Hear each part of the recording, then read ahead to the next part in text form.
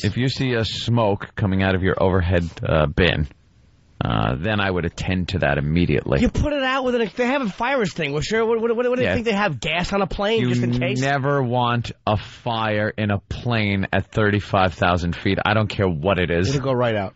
We have enough scary things. Can you believe they used to trust people smoking in planes? I know. That is beyond me.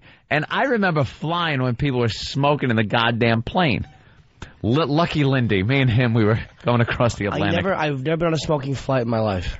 Really? No, never flew on a smoking flight. It was when I was a kid. I was being, shipped back and forth from my mother to my father, back from California, back and forth. And people would just sit there. You come from a broken home. Yeah. I know. What can I say?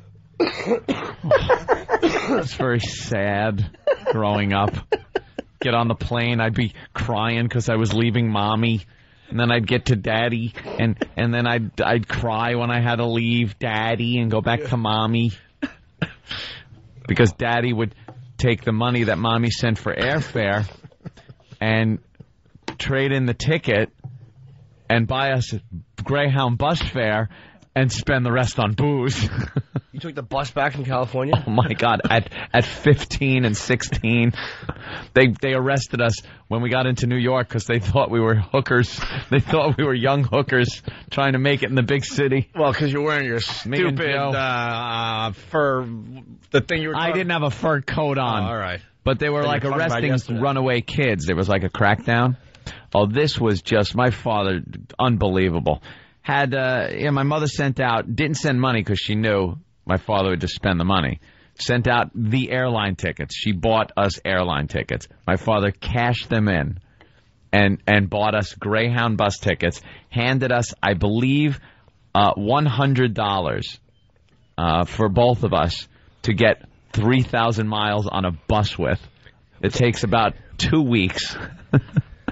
And me and Joe blew it all in Vegas on a slot machine because we figured we were almost out of money anyway by that point. We figured we better just try to make our money. So we were completely broke, and we met this nice girl that was going to a Cheyenne, and she wound up staying the whole ride with us and hanging out. She was really cool, and thank God she did because when we got taken in, when we got off the bus, they wanted to get our luggage and go through it, and my brother decided that was a perfect opportunity to bring back $5,000 worth of Thai stick in his suitcase because it was so cheap in California. So the guy asked, get your luggage, and sent my brother down, kept me there. My brother gave it to the girl, gave that bag to the girl, and said, hold on to this, I'll be back for it. And she actually hung out and was back for it. She was really cool. The ride, though, there was an Ouzo bum that was just completely drunk the whole time. We kept stealing his Ouzo and drinking it. We were hammered. Half of my head fell asleep for like a month because I was laying on the back of the seat. There's no way to rest on a Greyhound bus.